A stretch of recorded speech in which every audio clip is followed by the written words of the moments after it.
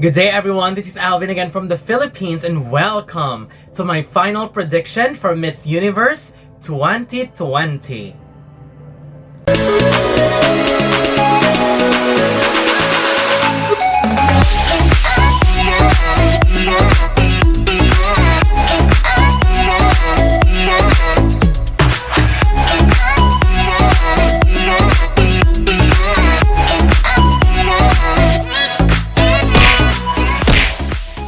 Well, I could not believe that we are finally here. This is my final prediction for Miss Universe. Everything is done now. We have already witnessed how they performed. It's been a long time since we have witnessed their journey. We have seen many of them in interviews and we have heard them speak, and it's just amazing that they have made this possible despite the pandemic, and we are now on our way to the finals. And let me tell you, this is a very, very difficult prediction to do because there's a lot of amazing ladies competing this year, and I'm not lying here. There's a lot of crown contenders. They may be at the bottom of my list, but I still consider them as crown contender. I can actually make a lot of reasons why many of these ladies could win Miss Universe. I could make a what do you call this? A path for them to victory. So I'm not sure how will I do in my final prediction because, again, as what I have said, it breaks my heart to leave some of my favorite candidates because, of course, I feel like their performance isn't enough. But I'm so happy. After I made my prediction, I look at it again and I'm so satisfied and happy. So here it is. Instead of the normal top 21, I narrowed it down from top 38, I believe, to top 25, and I was struggling who to eliminate to make my final 21. So I decided, why not make it a top 25? Well, anyway, I make the rules here. This is just a prediction. So here's my final top 25 for my final prediction. Starting with my number 25, Cameroon. Angela Cosinda, what an impressive surprise during the preliminaries. My only worries is that her interviews, because I'm not sure on how strong she is when it comes to public speaking. So, but performance-wise, evening gown and swimsuit, she was a surprise yesterday's preliminaries. Number 24, Poland. Natalia Pigula. I am taking risk here because I know the quality of Natalia and I think she did very well in both rounds. She speaks very well, and her profile alone as someone who is working in a male-dominated industry and doing some male stuff is quite impressive. And for a pageant which promotes women empowerment, I think Natalia is a perfect example of that. Number 23, Curaçao. Chantal Verts. I know this is kind of a low position for Curaçao. I really loved her performance, and the fact that her story is about her being, someone with autism and raising awareness for autism as well. I think her story would do well, not only for the judges, but for everyone who's following the pageant. And she's very beautiful. She was consistent during the preliminaries. Number 22, Great Britain. Jeanette Aquia. Solid performances in the preliminaries, and she's a strong speaker, so no surprise that she will be there. I know this is 22nd spot, but I feel like she could be a potential placer as well. Number 21, Iceland. Elisabeth Hulda. What an impressive surprise as well. She was stunning during the evening gown competition. She's like the snow queen in a Miss Universe kind of way, and great speaker as well. So I'm only not sure about the swimsuit because it didn't really stick into me, but I'll give her a placement in the top 21 and I think she deserves it. Number 20, Australia. Maria Tatil. This breaks my heart as well because you know how much I loved Maria, and I still believe that she made an impact with the judges, especially in the closed door interview, because she's one of the strongest speakers. I love her evening gown performance, but not that much when it comes to the swimsuit. Number 19, Indonesia. Ayu Maulida. I believe Indonesia's straight placement could continue with Ayu. She's working so hard. Her public speaking has improved tremendously, and I think she delivered in both swimsuit and evening gown. So Indonesia deserves a spot in the semifinals. Number 18, United States. Asia Branch. Another candidate whom I think have a lot of potentials to do very, very well. She's a very great speaker, but I feel like her performance last preliminaries was kind of underwhelming. But having said that, I will not be surprised if she will enter the top 10, top 5, or even win. Because as what I've said, she is a strong speaker. She could be a surprise. Who knows? It might just be her strategy to lay low in the preliminaries. Number 17, surprise, surprise, Dominican Republic. Kimberly Jimenez, what an amazing performance in both rounds of the competition. She dominated the swimsuit, and her evening gown was solid as well. So I wanted Dominican Republic to continue their placement this year. Number 16, another surprise, Nicaragua.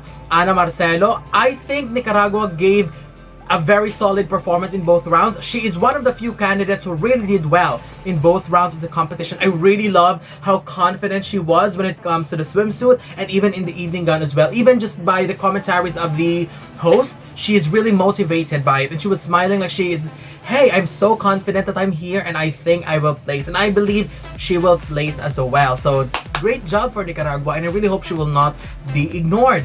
Number 15, Canada. Nova Stevens, one of my sentimental favorites as well, one of the strongest speakers in the competition. I have interviewed her before, and I think she's one of the smartest that I've interviewed ever. And her performance were good, but I feel like many ladies are better than her preliminaries last night. And then again, she is here because I believe she is more than the performance that she gave in the swimsuit and evening gown, because she's an amazing woman and she has so much substance, and I think she could do well. I could also see her entering the top 10 or even top 5, so that's a good thing. Number 14, Nepal. Anshika Sharma, the biggest surprise of yesterday's preliminaries. Wow, I am super impressed by how amazing she is, and as someone that I have interviewed before as well, one of the smartest as well, very intelligent, well-spoken, very sincere when she speaks, and I think that's going to work in her advantage. And I love how she's working so hard towards her advocacy, and she just dominated both rounds of the competition. For Nepal, she is number 14 in my list, but same as others, I can also see her entering the top 10 or even top 5 or even winning. As what I've said in my other video, I can see Nepal pulling that come from behind victory. Number 13, Costa Rica. Yvonne Cerdas, I am so happy for Costa Rica. She wowed me last night, and definitely Yvonne got the best body. Not one of the best, but the best body in the entire competition, like they always do. I mean, Costa Rican delegates, even before, always have the best bodies in the competition. Remember Johanna Solano in 2011, Fabiana Granados in 2013. I mean, that is like the trademark of Costa Rican delegates. And the evening gown, wow, super impressed. I am so happy for Yvonne, and I hope she will do well. Number 12, Colombia. Laura Olascuaga, I think she did well. She is very confident. She knows how to handle herself on the stage. Her stage presence is super strong, and I think that's definitely Laura's strength. When it comes to the performances, I feel like she didn't meet my expectations a little bit, because I have so much expectations for Colombia. I feel like her national pageant performance was a bit stronger, but nevertheless, I still feel like she will place. Number 11, Venezuela. Mariangel Villasmil. Venezuela is Venezuela. And again, strong performances in the swimsuit. Evening gown, I don't like it that much.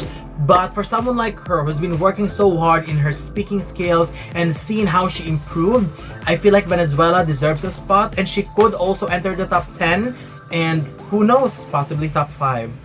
Now here's my top 10. Number 10, Romania.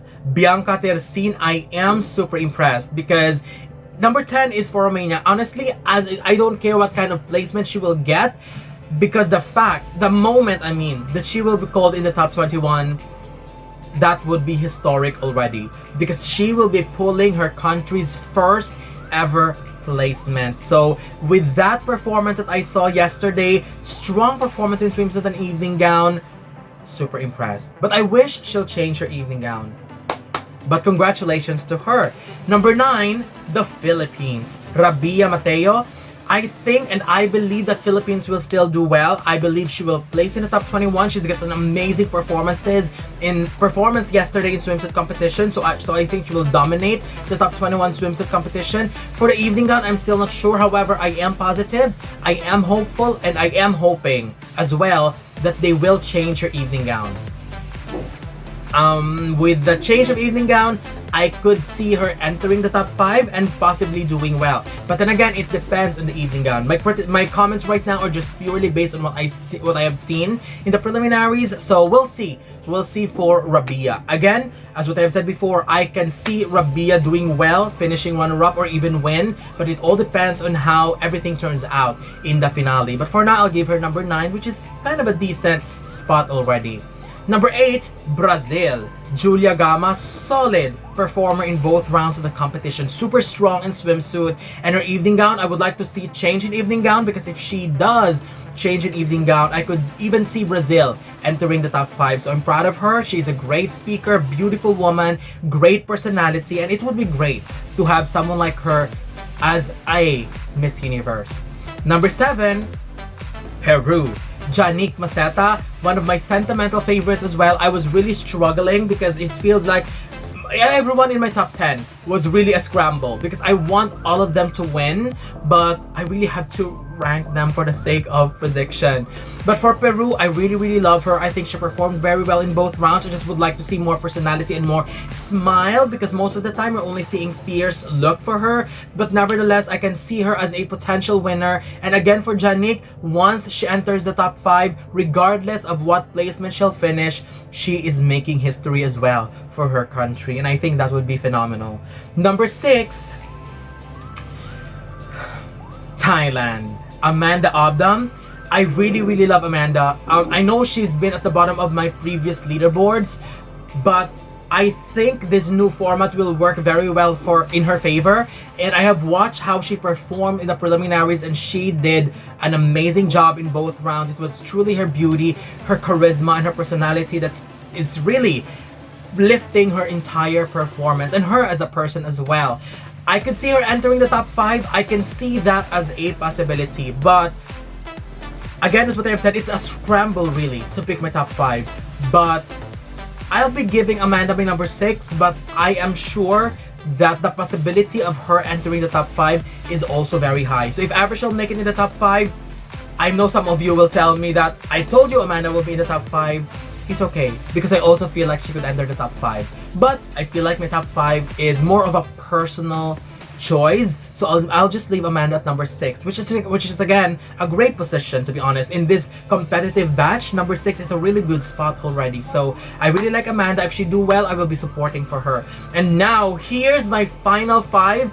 The top 5 who really caused some headache, who really gave me some headache, because I was so happy when I finally narrowed down the list of mine to the top 5, but I was still struggling on who will I put as 4th runner-up, 3rd runner-up, and up to the winner, because any of them could win. Any of them could finish 4th runner-up. All I can say is these 5 are strong contenders in both preliminaries. These 5 are strong speakers, and that's what I wanted to see in the top 5. I wanted a head-to-head battle in the top 5 to make it exciting. So here it is, my arrangement for now, but it doesn't really matter to me. Any of these 5 could win, and I will be happy. My 4th runner-up, Jamaica. Michael Simone Williams. It's quite sad that I am only placing Jamaica as 4th runner-up, because I really love her very much, and I've always been very vocal how much I wanted to see Jamaica's first Miss Universe with Michael. I have followed her journey. I have interviewed her as well. Very smart speaker, great woman, and she delivered in the preliminaries. So I will not be shocked if the crown goes to her tomorrow. My 3rd runner-up is South Africa. Natasha Hubert, another candidate who really fought so hard. As what we have said before, Natasha is really coming for blood, and the best thing is you cannot really see it in her face that she's trying so hard. She comes in as a very calm, natural, and just simply performing there, doing her thing naturally, and that is amazing, because she's not really forcing so much. She's just there, her natural competitive self, and that's what I love about her. Evening gown, one of my favorites. Swimsuit, phenomenal. And I'm so excited, and I really hope she enters the top 10, because I know Werner will be providing her an amazing evening gown, so I'm looking forward to that. And if it would be as amazing as Zoe last year when she came out in the evening gown, Natasha will be sailing to the top 5 easily. And is a back-to-back possible? All I can say is anything is possible. My second runner-up is India. Adeline Castellino, one of my favorites as well. For those who have been following me for a long time, you know how much I love Adeline. You know how much I wanted India to win Miss Universe for after a very long time. And I know this is just a second runner-up placement, but deep in my heart, I would be very, very, very, very happy to see Adeline win Miss Universe. She is phenomenal during the evening gown competition, but the swimsuit round was my favorite, and I love her styling. This is finally, we have seen that with cooperation, with hard work, India could actually go back and reclaim that powerhouse label that they've got during the 90s. Adeline just proved that, and I believe with her quality right now, they could be able to continue that work and do well in the next editions of Miss Universe. But right now, Adeline, I really hope that the judges will see things the way I do, the way we do, and hopefully Adeline will be rewarded with a great placement. She's second runner-up in my final prediction, but we are hoping for India's Miss Universe this year. My first runner-up is Mexico. Andrea Meza, superb performance. I mean, wow. Her swimsuit was just phenomenal. Strongest performance, one of the strongest performance in swimsuit. I'm not a fan of the evening gown, but we have already learned from, who was it last year again? Sofia Aragon. I'm so sorry. We have already learned from Sofia Aragon last year, and I am sure that Mexico will be changing gowns, and if she does, I am pretty sure that it will be amazing. Andrea will make it in the top 5, nail the question, and if she will not win, I can see her finishing first runner-up, at least one of the great spots in the top 5. So I'm so excited for her. I am so happy for her performance. So great job for Mexico. But my Miss Universe 2020 is, I cannot believe I'm doing it again, Puerto Rico, Estefania Soto. Puerto Rico was also my predicted winner last year. I'm doing it again. I'm doing it again. I'm giving it a try one more time because Estefania did not only nail both rounds of the preliminaries, she gave a winning performance. I cannot imagine her winning in that gown, so I'm not sure if she will change gown, which I'm hoping she will, but I'm hoping it will be a much better gown. That if she will go with that gown in the finals, I will be okay with that as well. But as what I've said earlier, I cannot imagine her getting a crown with that gown, but we'll see. I could be wrong, but right now, Estefania is my predicted winner. Well polished, perfect performances in both rounds. She's a strong speaker. And if you have watched all of her interviews, especially with Telemundo, she is so perfect for Miss Universe. Puerto Rico has been doing very well in Miss Universe.